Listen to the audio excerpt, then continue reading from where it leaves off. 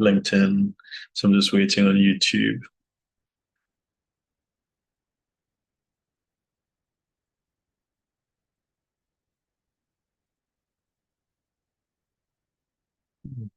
Okay, YouTube is fine. So I'm just gonna let some people in, and I'm gonna disable the waiting room. All right. Good afternoon, a windy, rainy afternoon here in Portugal. My name is Derren Joseph from HJ.tax. We're the team that seeks to demystify the sometimes confusing world of cross-border taxation for private clients. And today we have the honor and the privilege of having a conversation with the one, the only Leonardo Marques dos Santos. Leonardo, please, could you introduce yourself? Thank you very much for having me, Derren. I'm a tax lawyer based in Portugal, partner of Miranda Associates, also a tax law and international tax law professor here at Portuguese Catholic University. That's it. Okay, wonderful. Yeah, go ahead. Well, I just want to jump in because the question on everybody's mind, the 800-pound gorilla in the room, is NHR. What's going on with NHR? Can you help us understand? Only good things. Oh. No, so what happened was approximately 1 or 2 weeks before the budget proposal, the Prime Minister gave an interview to CNN, and he just said that he was going to end the NHR program, and he seemed to have delivered to some extent with that promise. So the budget was presented to Parliament in the October 10th. According to the current wording of the proposal, there is it's not a full stop to the program, but it's pretty much an end as we know it. I say it's not a full stop because the program may still apply with a very, very narrow scope. For instance, professors, researchers may still benefit to an extent of the program. But to the best of our knowledge, so according to the wording of the proposal, the program as we know it will end in December 31st. So what we know, what it results clear from the wording of the proposal is that whomever changes tax residency until the end of the year will still be eligible for the regime, and the regime will apply until the end of the 10 years. If the residency is not changed, or at least if you're not eligible according to the residency criteria, you may not make it. So there is a grandfathering clause that will allow the application of the regime for a period of 10 years, but it's after, we don't know. I just want to stress that we don't know because of one thing. The government has the majority in the parliament. So if the government wants to approve the proposal as it is, it will. So it's the end. But I've been listening to a lot of chatter and a lot of talks and by consultants, by politicians, by CEOs of big companies. So not all people is related to tax, or not all people may have an interest in the continuation of the regime from a business standpoint. But a lot of people is saying, well, first of all, the regime is not to blame for the housing problem in Portugal. Maybe I should have started with that. The end of the program, according to the Prime Minister, is based on their behalf. Housing problem is, in my opinion, mostly in big city centers, not in not entire country. So a lot of people saying, well, first of all, this is not true. It's a matter of opinion. I'm not going to question that. But a lot of people are saying, well, there's a huge problem with the end of the program, which is to attract talents. Our personal income tax rate is one of the highest in Europe. So we will not be able to attract talent to Portugal, individuals and investments to Portugal by using the standard regime. So even people and former state secretaries state secretaries of tax affairs that do not have a particular sympathy for the program say, well, this may be necessary. And because all of these voices seem to be defending the program, I still have hopes, but I cannot just I cannot guarantee anything or anything like that. But at least I have hopes that there will be some changes in Parliament, because that can still exist. This is just a proposal that will be discussed and approved by the Parliament. So who knows? Maybe we will still have some form of NHR. In my opinion, I mean, there is a matter of opinion on the benefits of the regime, but one thing for me seems clear. That is, you should not put an end to a program that was in force for more than 10 years, that was, for all intents and purposes, stable. Why was it stable? Because it survived several different governments from different political parties, but also because even this year there was a proposal to end the program that was rejected by the party, which is by the government party. So it seemed like something that would be stable. So you should not put an end to a program like this from October to December. So if indeed the program is going to end, there should be at least a transitional period of maybe 1 year. So a lot of people that have made their planning that the NHR, for those that are not familiar with the regime, entails a change of tax residency to Portugal. This is not artificial. People will have to buy a house, rent a house, and move to Portugal. So there are personal issues like they want to bring their kids, but their kids cannot leave school in the middle of a school year. There are issues with visas that are taking some time. There are people that I know people that sold their main houses and were about to start a search in Portugal. So there are like a lot of personal decisions and a lot of personal aspects of the regime that won't that are not compatible with the change within 2 months or 3 months. So it should be at least postponed until the end of 2024. But this is all we know. Other than that, it's just mere speculation. Okay, gotcha. But as is where we are right now, so everyone who's listening to this in the future, so this is October the 24th, 2023. So this is the situation as of today. So if you already have NHR, you'd be grandfathered in.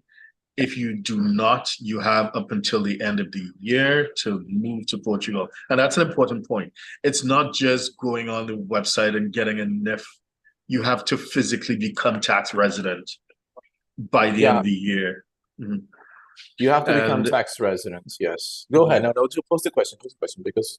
Right. So, and to be clear, because again, like you have been listening to different discussions in different quarters from people who may or may not be qualified to make comments. So I just want to be clear that you have to make meaningful steps. So you can qualify into tax residence, for those who are not fully aware, by the days test. But by now, if you're not here, you're probably too late to make that. So it'll be probably the center of vital interest or the center of life test. So you need to make certain certain meaningful steps, which can be interpreted by the tax office to show that you have moved here with the intent to remain, to make Portugal the center of your life. Am I correct in saying that? Well, I think we can discuss a little bit this. We have two main residency criteria, as many countries do. First is obviously the time spent in Portugal, 183 days. If you haven't started that count by now, you won't be able to make that test. But there is a second, let's say, main criteria, which is to have an habitual abode, to have a house available to you in Portugal. House available does not need to be your property. You may rent it, but it has to be a house available to you that you can use currently, that you intend to use currently as your habitual abode. There is an intention element there that should be assessed by external evidence. So in non-pathological situations, the way to show that you intend to use a house in Portugal as your habitual abode is simply to declare that before the tax authorities, going to a tax office or doing remotely through the tax authorities website, and say, I have this house here, here is the lease or the public deed of acquisition. It is a lease of over 1 year, it is duly registered, and I want to set my address here, and that's it. and so two nuances. First, we do need, you were saying you need to be physically here in Portugal. I think your understanding of the requirement is accurate, because what the law says is that 183 days, but even if you stay for less time, but there is also an element of presence in Portugal, so there should be a presence here. You will still be considered resident if you have that house available to you that you intend to use as habitual abode. So presence and change your tax residency. It doesn't, you need more than an if. It's completely accurate, because we have two sorts of NIFs, if you want. A non-resident NIF that you use to purchase a house, to lease an apartment, to buy a car. And then we have to change tax residency. And that is what is required until the end of the year. The application for the NHR can, in my opinion, be done until March 2024, provided that you have changed residencies until the end of the year. Now, you've mentioned center of vital interests. That's obviously remits us to an international tax law concept and to the tiebreaker.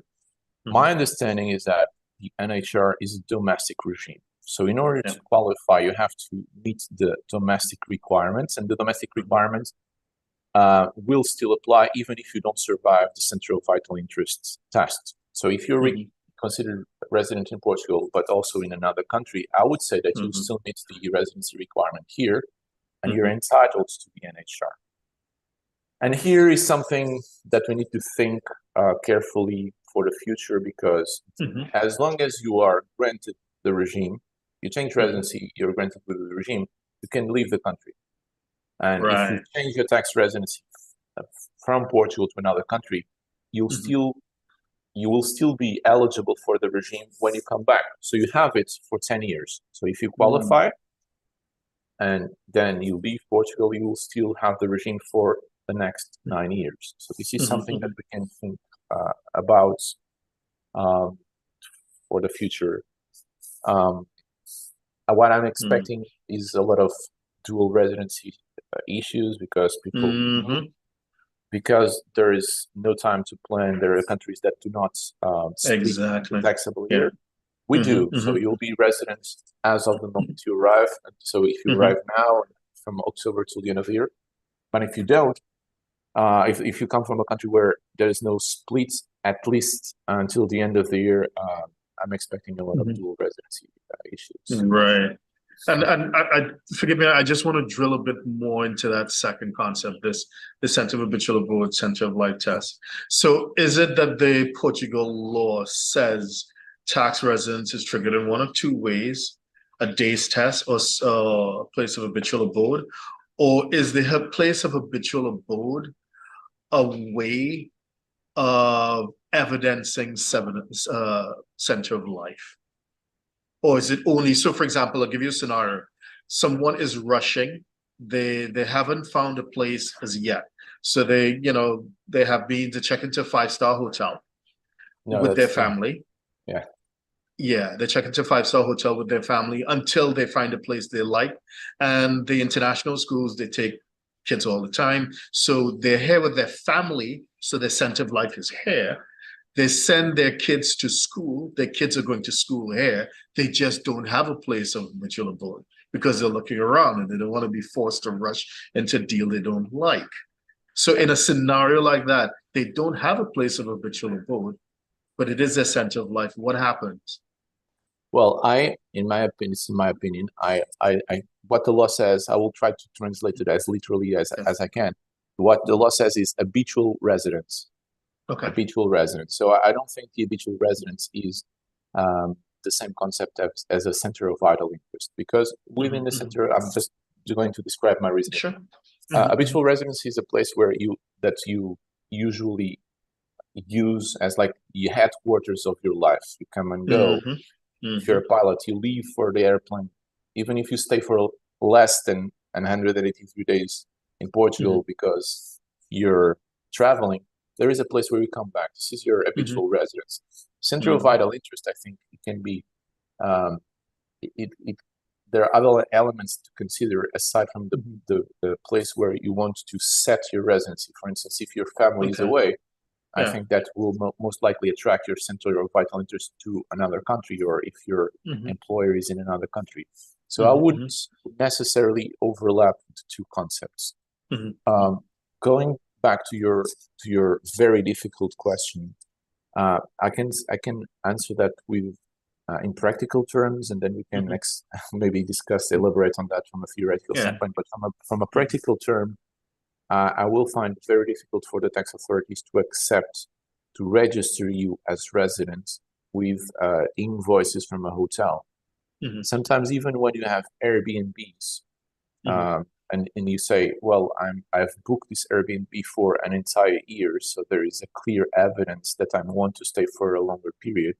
From a practical standpoint, and I'm not saying every tax office will refuse it, but I would say that it is not going to be accepted as a rule. So it's the hotel, it's even, I think, clear that it will create practical hurdles in changing tax residency. But again, because habitual residence, you won't set your habitual residence. The place where you live is typically not in a hotel. I'm very careful with the words because there are obviously, I mean, there are cases of soccer players here that actually live in hotels. So I'm not saying that there are no exceptions and that we cannot just show evidence that this is the case. I would say in the case of the soccer players, it could be, I think we could be able to explain that because it was like public knowledge that they were living in a hotel. But from a normal, I would try to avoid that if possible. But if possible is not possible, if you cannot get a lease or if you cannot get a house, which sometimes happens, then we just have to try and see how it goes. I had clients that wanted a place in a certain city. There was no place available for them. So they had to stay in Airbnbs. They absolutely 100% wanted to stay in Portugal, but they just didn't have the place available for them. So until the end of the year, I think we'll have to be creative. But if we can do it in a more standard way, which is either you buy a house, obviously, or you lease a house, a lease with a length of over 1 year to demonstrate an intent to stay for a longer period, that lease should be registered with the Portuguese tax authorities. This is a formality, but lease agreements must be registered and stamp tax must be paid over that lease. Then you'll be able to register. I think I've answered more or less, but go ahead. And no. Thank you. I appreciate you being so thorough. Deeply appreciate it. I'm conscious of your time, so I'll jump into the next question now, which is, to be fair, equally perhaps nuanced, which is the idea of U.S. pass-through entities. Because in the U.S., I mean, there are LLCs or limited liability companies, but there are also S corps, which are also pass-throughs. The question becomes, generally speaking, how are those viewed by the tax office? Yeah, very good question, and very, very well posed, if I may say. Because when I was studying, and we read the partnership report and all of that, and then when we come into our desks and to our actual practices, things not always match. So what I know, the Portuguese tax authorities have a ruling from an American LLC, right? Correct. It's a partnership, and they say something like that. Even though the LLC is deemed transparent, it's a partnership and is deemed transparent. That transparent will not equate transparency from a Portuguese standpoint. So Portuguese will look at it and will apply its own version or its own views of what is transparent. And according to Portuguese law, will be deemed transparent companies in which the shareholders are only professionals, let's say architects or lawyers, which are listed in a closed list. Or, for instance, companies that only exist to manage the personal estate of the shareholders. So in those cases, there is transparency, but it's a concept very well defined under Portuguese law. If the LLC also presents the same features, we will treat it as transparent. If not, Mm. we will look at the income that flows from the US to Portugal, and we'll Mm-hmm. treat it as a profit. And we have you may or not know, it's the matter I will explain. So Portuguese personal income tax is divided in 6 boxes of income. It's a Mm-hmm. scheduler system. One of the Mm-hmm. boxes that treats or includes what we call capital income, which Yeah. has dividends, interests, income from Mm-hmm. participation units in funds, Mm-hmm. and it will be considered sort of a profit, and we will tax it at the 28% rate, which applies to other capital income. This is from our domestic standpoint. Mm-hmm. What will happen then is we will apply the tax treaty, and according to the tax treaty, that flow of capital will not fit the notion of dividends for treaty purposes. So Portuguese tax authorities just defend it is treated as other income, Article 24, other income. And if it comes from the US, it's both countries can tax, and there will be a credit. Credit. Mm-hmm. So this Gotcha. is yeah, and there was transparency issues are obviously very tricky. Yeah. Even for let's say residency purposes and treaty entitlement purposes. But Portugal, to the best of my knowledge, will tend to follow the documentation that is provided by the country of residence. And if there is a document saying this entity is deemed resident for tax purposes, then we tend to accept it is an entity and it is entitled to it has treaty entitlement. Okay, so and I understand, of course, appreciating the fact that Portugal is a civil law jurisdiction, so these findings or these determinations are non-binding, not legally binding, as they would be in a common law jurisdiction like the US and the UK, right? But in that particular circumstance, that particular case, I believe the Portugal tax resident was a limited partner. So they're not involved in the day-to-day running of the business.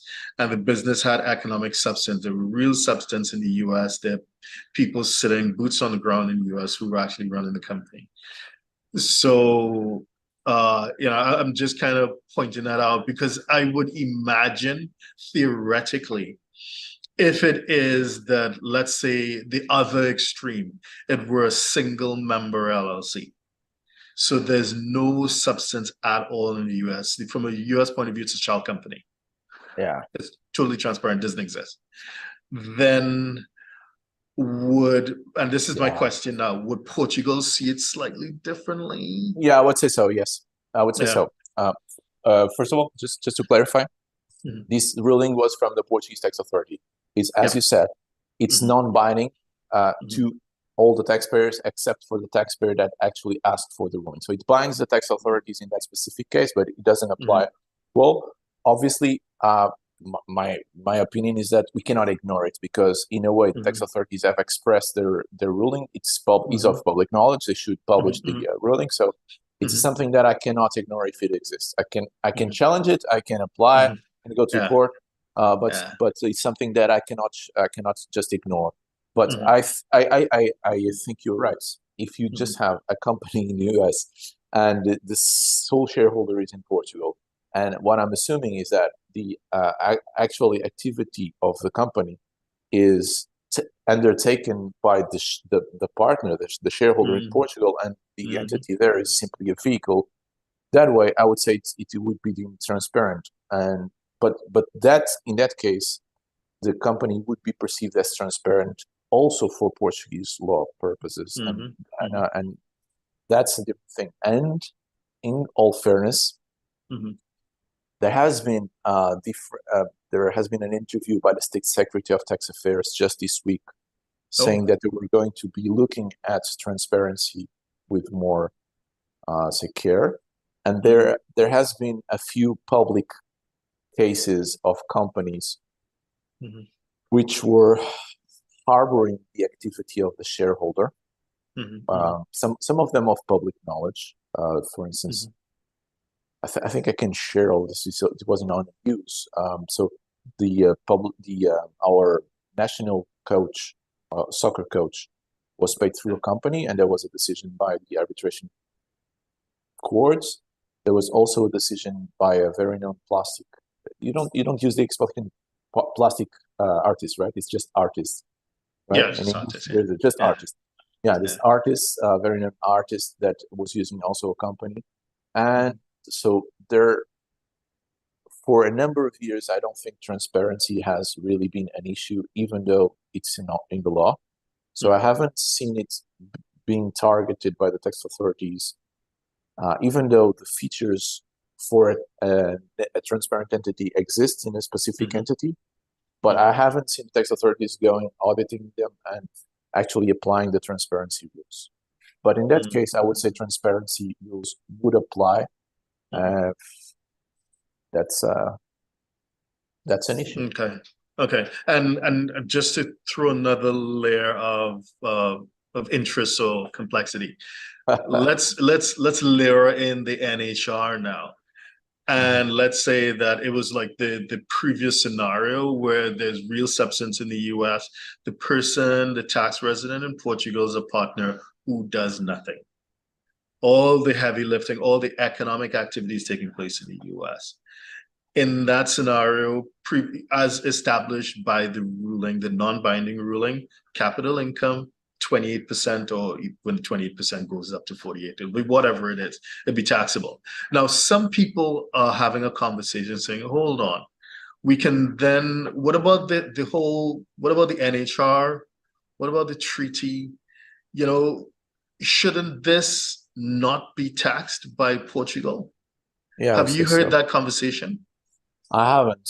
Okay. I haven't, but I mean, if the tax authorities say that this is capital income, capital income should be exempt in Portugal as long as the income is taxable in the other country in accordance with the tax treaty.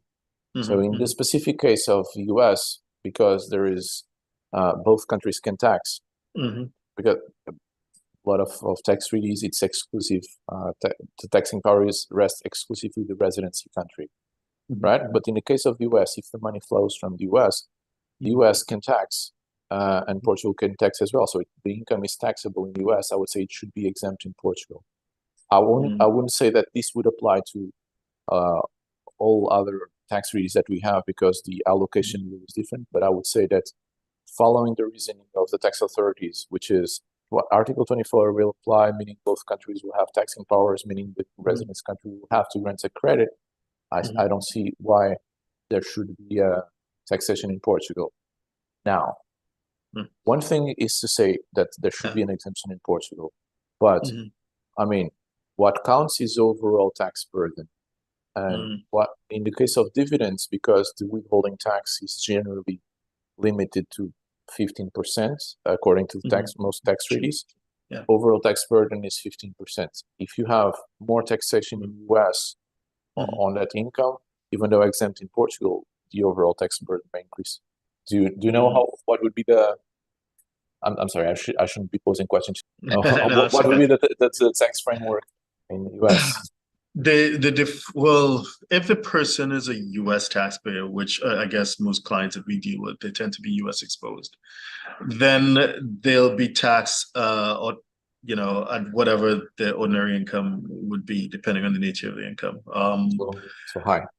Yeah, so yeah, it'll move up and down. If the person is not a US taxpayer, then it'll be subject to withholding.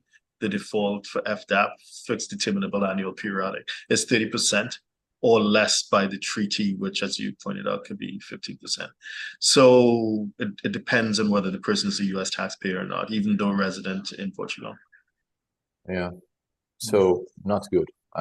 And at the end of the day, we can, even though there may be an exemption in Portugal, the overall tax burden will be higher than if you have an OPAC company.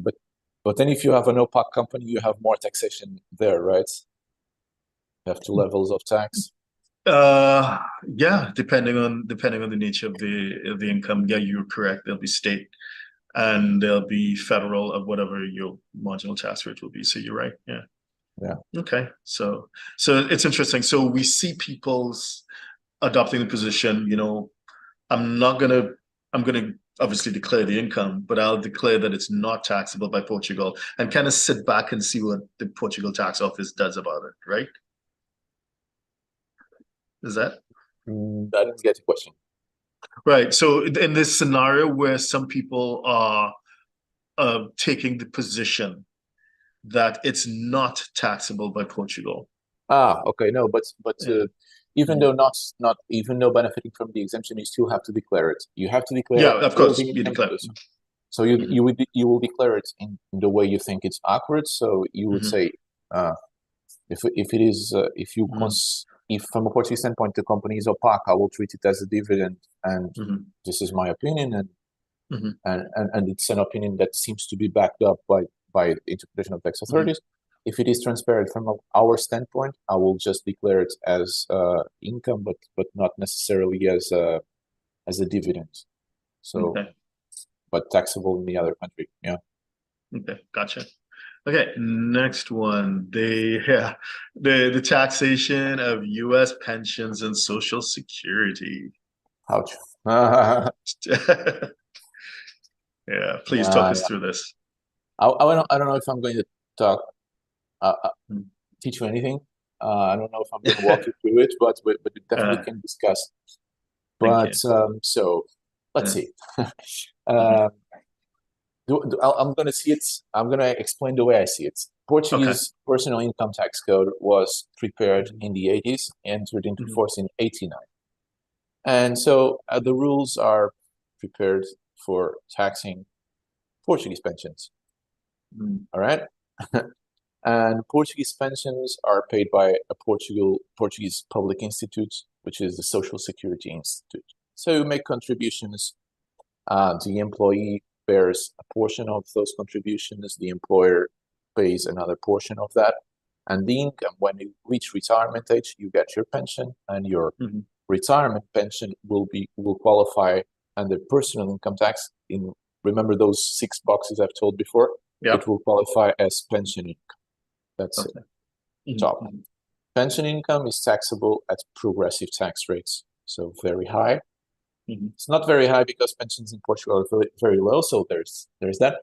But the tax rates can be progressive and can go very high. Our marginal top rate, which applies over 250K, it's 53%. Okay, 250K for Portuguese resident is considered very high. I think it would be middle class in US. I've heard some statements by President Biden.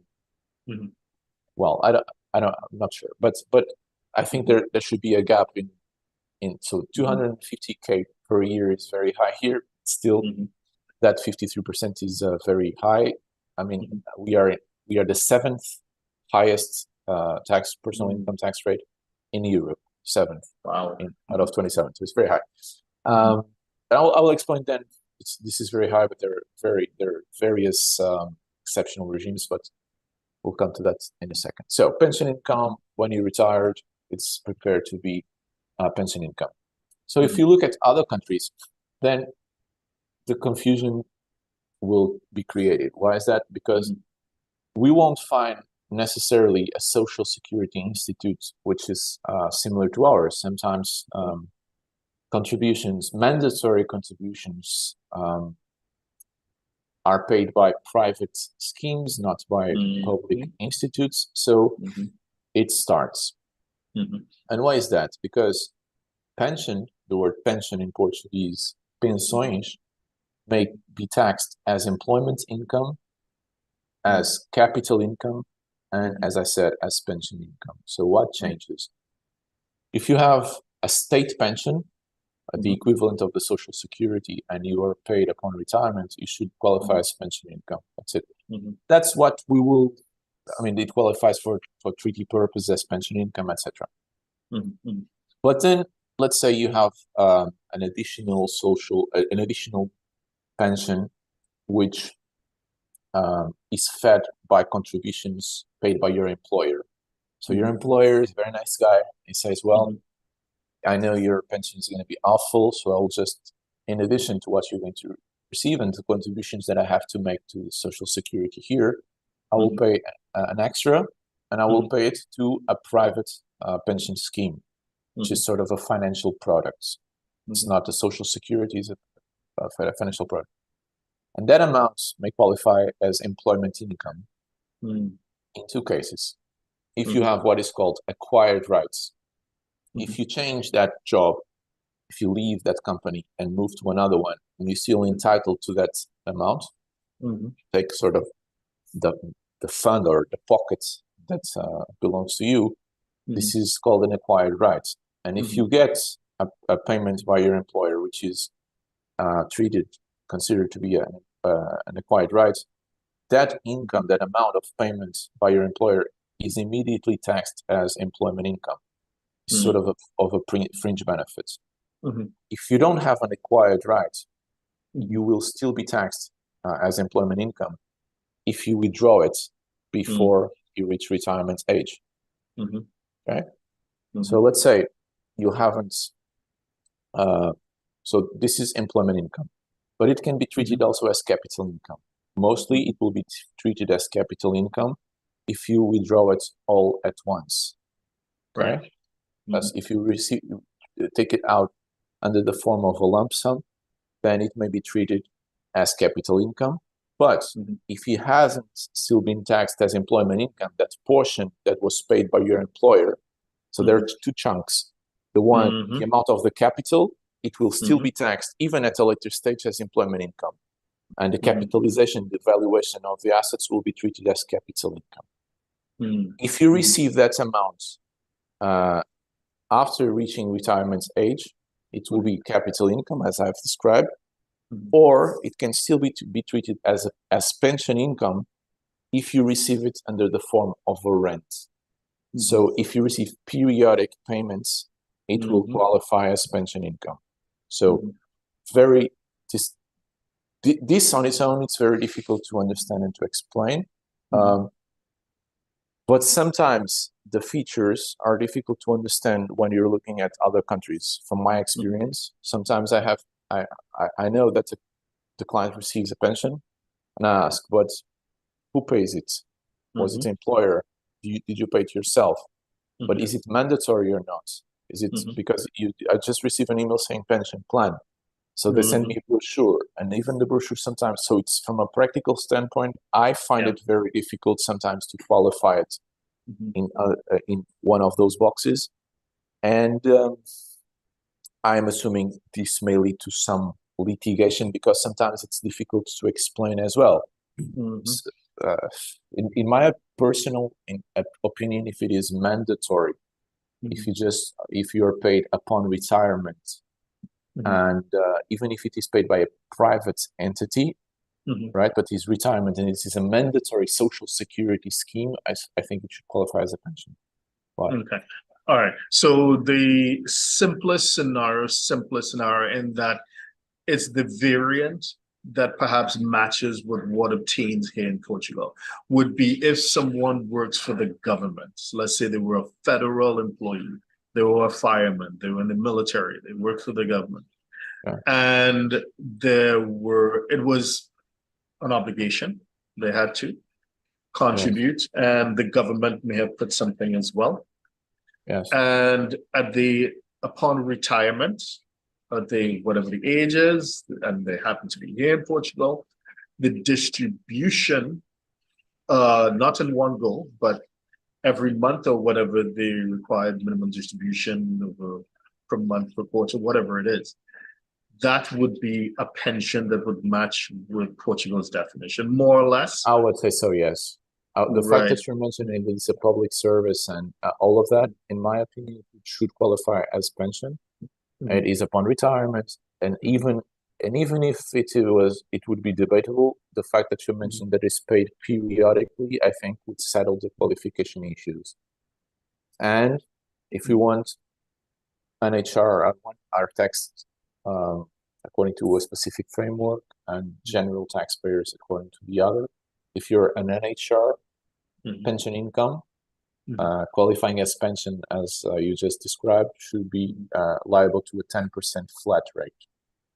Problem with your scenario, I think, I don't have the entire treaty back on my mind, but typically when you're paid from servants, public service, there is no exclusive taxing powers on residency. There should be either exclusive taxing powers on source, or sometimes both countries can tax.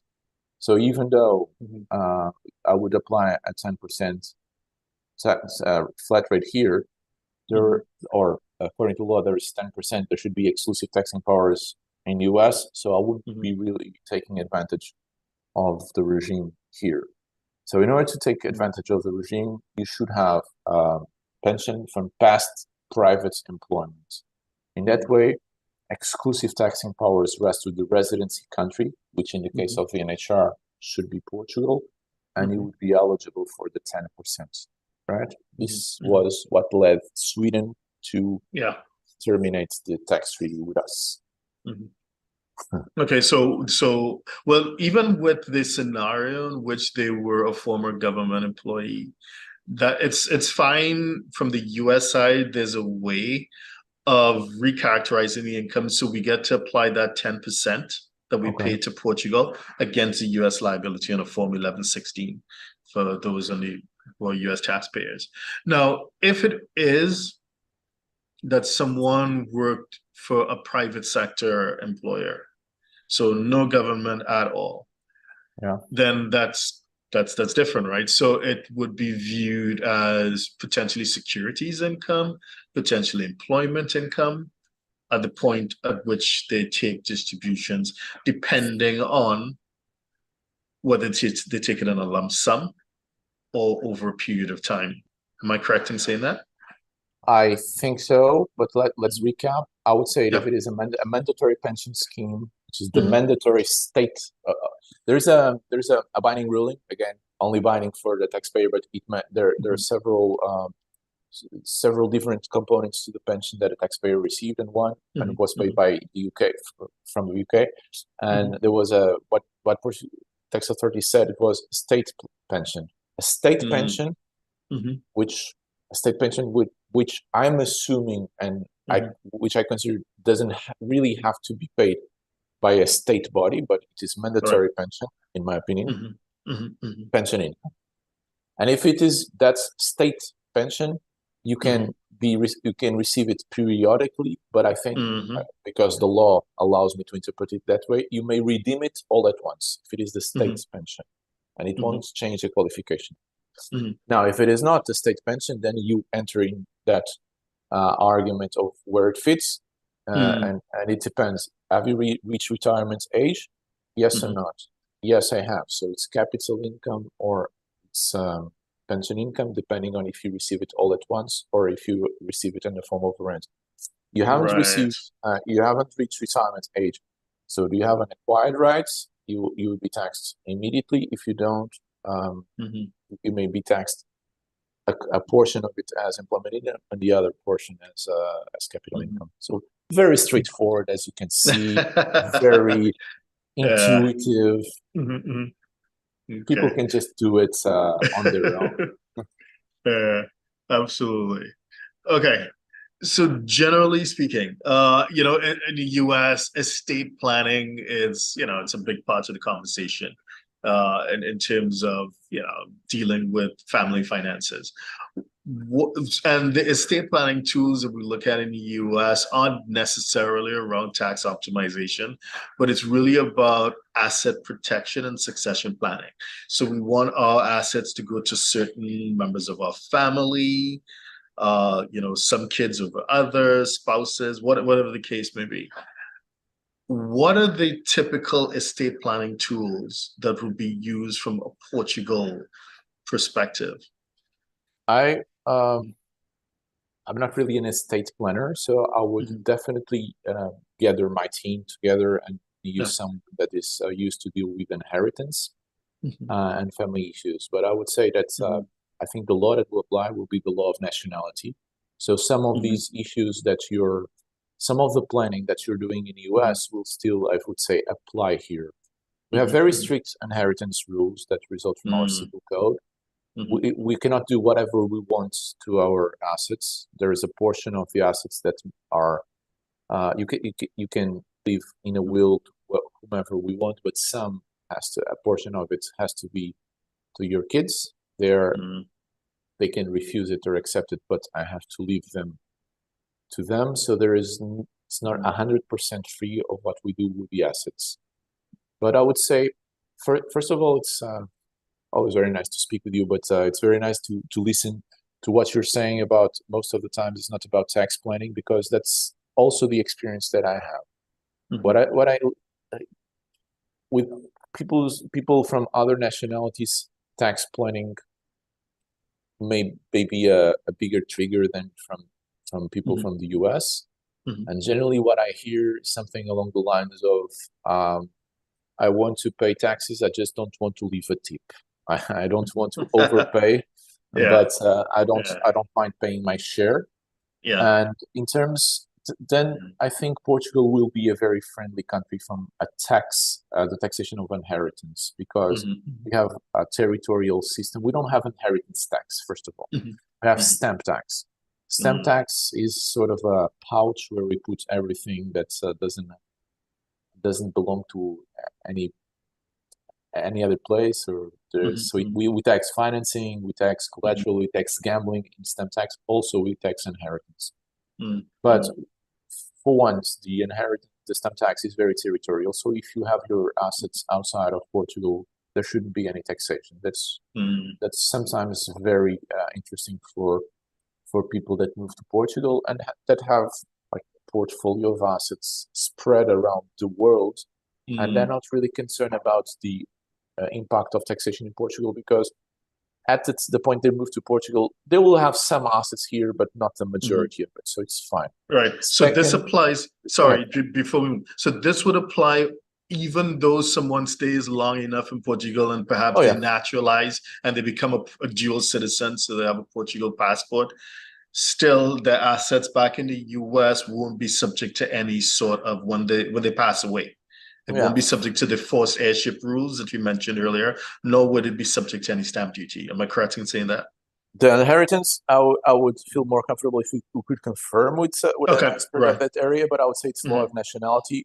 But from a tax standpoint, I just opened a provision in my right screen, so you will be taxed on free transfer. The law says it's on free transfers, and if you inherit is a free transfer, it's not a transfer for consideration.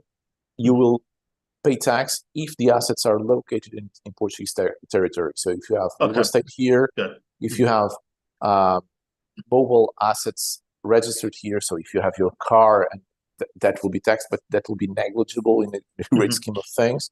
You have shares if the acquirer has domiciled, if the company is registered in Portugal, and plus the acquirer has domicile in Portugal. So if the heirs are outside of Portugal, even if you have a company here, it won't do that. And if you have money in bank accounts in Portugal, okay. So if you leave most of your assets outside of Portugal, you should be fine. And plus there is an exemption on inheritance if your heirs are either your descendants or your ascendants. So if you leave it to your kids or to your parents, there won't be any taxation because there is an exemption. So like let's say two layers of comfort. First of all, exemption on descents and ascents. Second layer, a big chunk of your assets will be outside of Portugal, so there won't be any inheritance tax. So that's not bad.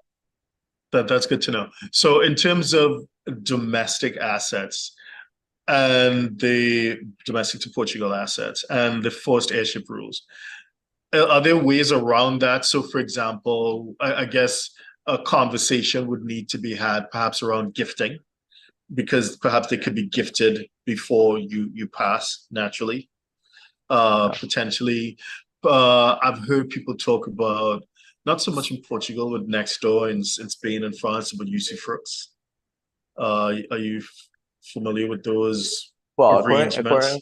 According to the law, if you donate and try to breach mandatory rules because you anticipate the transfer of the assets, it shouldn't work. In some cases, the assets that, let's say you donate, you have two kids. One of them is your favorite and you don't like the other as much. Yeah. Just obviously kidding, but let's say it's something like that. You can just, if you donate to your favorite kid during your life, the asset that you've donated should be considered for the purposes of inheritance as well. So you had 1 million of assets. You donate 100 in life, 900 left. That asset should be considered when you split the assets between the two heirs, right? This is from a theoretical standpoint. From a practical standpoint, I don't record this now, but I would say that I'm just kidding. From a practical standpoint, I would say that in some cases it should be harder to demonstrate that the assets were transferred. So if it is real estate, it's easy to detect. But if it is, let's say, something which is more easily hidden, hide easily, maybe it's going to be escape. Other things that sometimes I've seen people using is companies and other like insurance wrappers or stuff like that. Because if you have assets within a company, then the rules that will govern the company are other sorts of rules. There, I think, is also case law on people trying to. We have obviously the abuse doctrine. So if you abuse legal forms to reach an outcome that is not desired by the law, you can just support a claim based on abuse of right. But the law is theirs, but sometimes this takes a long time in courts, I would say, and proof sometimes it's difficult to. Right. So life insurance wrappers are something that, I mean, of course, it's a specialist topic, but perhaps it would be of interest to someone who's interested in that space. PPLIs, life insurance wrappers. Yep. I've listening to.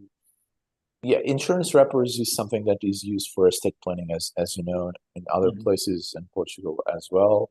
But there is obviously all sorts of considerations. Is an expert topic, as you say, but then you have to consider the risk of losing your assets because of insolvency of the insurance, stuff like that. Yes, exactly. So there's no perfect solution, but there's no perfect options to consider. Just don't put all assets in the same basket, right? Yeah, absolutely. And related topic, asset protection. Obviously, I mean, my sense is that Portugal, and you guide me if I'm wrong, Portugal is not as litigious a society as, let's say, the US. So, asset protection is a huge part of the whole financial planning process in the US, but perhaps less so in Portugal. But to the extent that it is something to consider, what are the typical asset protection tools that would be available? I would imagine it's similar to what we discussed previously on estate planning. What are your comments? I would say it depends on if you're Portuguese, born, raised, and if your entire life here, or if you're non-residents. Because what I see is non-residents already have their structures in place. So it's just a matter of see if those would apply here and what would be the ramifications. So, for instance, I see a lot of Brits with trusts. Trust is something that we do not acknowledge as a legal entity in Portugal because we are a civil law country. So you have to sometimes look at these plannings and see how would they be perceived from a Portuguese tax authority's goggles, Trusts, use of tax havens is also is becoming less and less acceptable from a European or OECD standpoint. So you have to tread lightly, even though, in all honesty, I think there is some prejudice on tax havens, even though in a lot of countries there is a huge tradition on using tax havens. Some of the cases, as you were saying, it's not at all tax related. It's more related with the asset protection. It's a structure that is in place since Middle Ages, right? So it's not to evade taxes, but we have to see how it works from a Portuguese standpoint. Structures are different. It pretty much depends on the level of wealth that you have. I see lots of companies sometimes used for asset protection. And if you have wealthy families, there is a common branch which is held by each of the families or the sub branches of the family. Then you have companies, you use more companies than trusts. There are rules on the distributions of profits from the operational part of the business to the holding, to the sub-holdings, until let's say the grandsons and grand-grandsons with different rules that but I think we use more companies for those purposes. A lot of real estate. There's a tradition in Portugal to use real estate to invest because it's something that won't be lost. But for data protection, also obviously we use other jurisdictions if necessary. But more around the legal. So let's say the structure more around companies than around other. Can I say figures? Other structures that I see in US, UK, Canada, even Brazil. Brazil also, there's a tradition to use offshores. Tradition to have sometimes trusts. It pretty much depends on the jurisdiction. But what I'm seeing more and more is people move to Portugal, foreigners, especially with the estate planning already structured. So it's just a matter. What I recommend is prior to your relocation to Portugal, we have to test that and see whether it fits or not. Because absolutely, trusts, offshores is something that we need to tread lightly and may not work in Portugal. So we need to see if something has to be changed to work. Absolutely, yeah. What struck me about Portugal is that it perhaps has the longest list of blacklisted jurisdictions of any country I've ever seen. Basically, it's everywhere in the world. Every island, every island. But you throw in your Panama, you throw in the United Arab Emirates. It's just, Anyway, it is what it is. What strikes me as odd in that list is that there are some countries with which we have tax treaties. So it's a tax havens blacklisted, but we do have tax treaties with them. And we have exchange of information clauses. I don't know if they exchange really. I don't know if they exchange information or not, but we do have tax treaties. And when we have so if I have to choose, it's onshore. But then if it is offshore and blacklisted, I would definitely choose the one that has a tax treaty because, for instance, for NHR purposes, well, there is a tax treaty, so I think rules will be slightly different. Okay. Yeah. So that actually is a great segue into the whole process of pre-immigration planning. Someone is moving to Portugal before you make the concrete step and you trigger tax residency.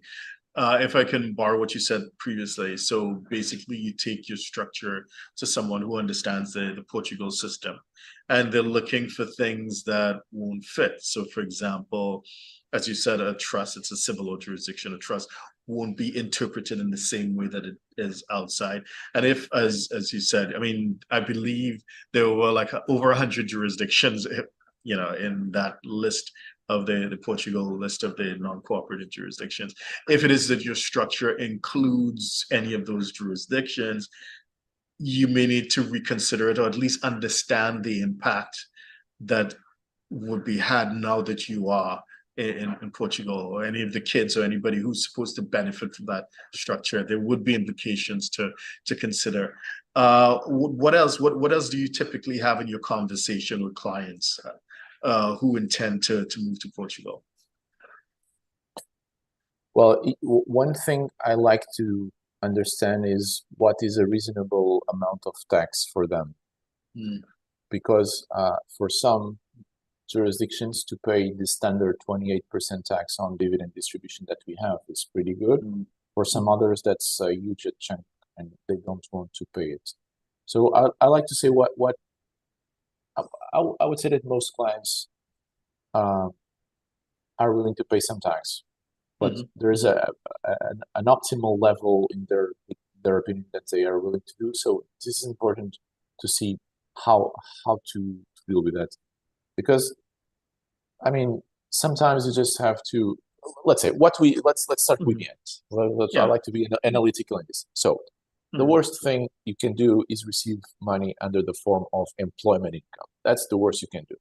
So why? Because tax rates are progressive and very high, because high rates are achieved in a relatively low amount, right? And second, you have social security. So this is something to avoid. Okay. Yes. A lot of board members and people that have employment income. Well, let's see how it works. Also, employment income will create a whole lot of liabilities of dual residency. That's because if they're managers, sometimes there is the permanent establishment issue that is very, very big, especially if you don't have an employment agreement, but you're a contractor or something like that. So along the lines of the transparency issues that we were talking in the beginning, there is also the P issue and the home office issue. So this is something that we need to address immediately, because taxation is huge and risks are also huge. So first, so what is the best fit from a Portuguese standpoint? Well, if you have the NHR, the best is to have dividends or interest from underlying debt, from products that are flowing from a product with an underlying debt. So it qualifies as dividends for the purposes of the tax treaty. This is the best. There's no taxation in Portugal, there's no social security, and the withholding tax should be low. So if you have those, it's fine. If you don't have those, then we are going to have to tread lightly. Why is that? Because the word requalification is something that we should keep away. We should requalify dividend, we should requalify income, because we may be under an anti-avoidance provision. I mean, there's DAC 6, there's a lot of issues that deal with requalification. But even if you don't requalify, sometimes, not at all, so I'll just push that away. But sometimes if you have, you can take more money out under the form of a dividends and less anticipating in the form of work, for instance. It depends. So do you have flexibility? What is your job description if you cannot avoid taking money out under the form of an employment? What do you do? Can I see the description? Does it fit a high value added activity or not? But even if the agreement doesn't say so, what do you actually do is something that we can just see if the wording matches, because your actual function is like this. So something like that. Then what I'm always looking for is offshore, huge problem. Always CFC legislation. You have low tax jurisdictions, even if they're not tax havens. Control. How much what is the threshold of your holding? Can you dispose of it? Are you willing to? But you have to transfer it. But sometimes, let's say, if you transfer 1%, I'm not suggesting using a fiduciary person or just give it away to your wife. But maybe if you just sell 2% of your shares, then you won't qualify for CFC rules, and that's something which is interesting. What are the rules? I mean, sometimes with pension income, as we were discussing, well, it's a lump. I want to take it all under the form of a lump sum. Well, maybe you should do it before you come to Portugal and become resident, because the tax regime in your country of departure is very friendly for that.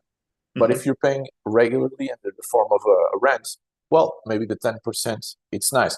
And generally, there is a financial element to consider. When you withdraw everything, you get immediately more money. But then if you live past a certain age, you will be better off with the rent. So, I mean, every case is different. But what's like first things I'm looking for is tax havens, funny structures, shelf companies, something which is empty. There is no economic rationale. There is no substance. These are the things that a tax haven in a place where you actually have activity and the company is going for a number of years is completely different than an offshore company set up 1 month prior to arriving to Portugal, or even an onshore company used to requalify capital put together before coming to Portugal, that may be a no-no. I mean, so it depends.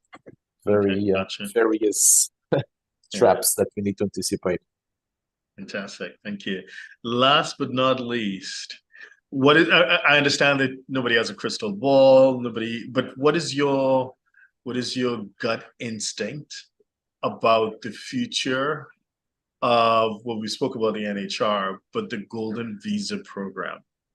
What is your sense of is it going to continue to be more and more limited, or would it just come to an abrupt halt, or would it be sustained where it is? What are your thoughts? I would say it's going to be sustained as it is. If I would be a betting man, I would say there has been a lot of discussion over it. Some of the arguments, the features of I'm not an immigration expert, as you know, but the features of the program slightly changed. And I think there are maybe two arguments to attack the golden visa. First is housing problems, which I think now that argument fails to exist because the investment can no longer be in real estate. So it's fine. And the second argument is safety reasons. So we are afraid to allow people to circulate within the Schengen area. Maybe that will be an argument to pursue. I'm not overly convinced about that, because what I think is that if that that model of visa is creating, the golden visa is an investment visa. That's it. If that is creating problems, then you just have to be more demanding as to the verification of certain requirements, and I don't think it is necessary to win the program. Regarding the NHR, I don't know if this is wishful thinking or a balanced assessment. If I would have to bet, I would say that there will be some. I would say that something will change, but I'm not completely convinced that the program will end in the end of the year. Something will change, but either a transitional. Something will change, but either a longer transitional period seems a perfectly reasonable ask for people that were already processed. A transitional period, at least for people that try to apply for the visas and hasn't completed the program yet, the process yet, or for reinvesting and setting your address in specific areas of the country. It makes no sense for me to completely end the program. I don't like to question political decisions. I mean, they're for the politicians. It's fine, but from a technical standpoint, it doesn't make sense to me to end it abruptly. And I would see a lot of litigation in the future, because there are some. I mean, it's just unfair if you want to be like the voice of the people is very unfair, but from a technical standpoint, there are expectations of taxpayers that are being jeopardized by this abrupt end of the program. But let's see. I'm not convinced yet, but let's see. Maybe we can chat again beginning of year and see. The way things are going right now, and when we speak next year, the whole world may be quite different from the way it is right now, because world events are quite dramatic right now. Leonardo, thank you so much for sharing your time, your expertise, your insight. If someone wanted to reach you and to engage your firm services, what's the best way to find you? Just drop me an email. I'm online. My email is if you just put my email and Miranda on Google, I'm sure I will appear. Just drop me an email. The easiest way is just to drop me an email directly. Yeah. Okay. So again, Leonardo Marques dos Santos and Miranda Law Firm is the one that you're going to be looking for, and it'll pop up in Google. All right. Fantastic. Thank you. Thank you very much for having me there.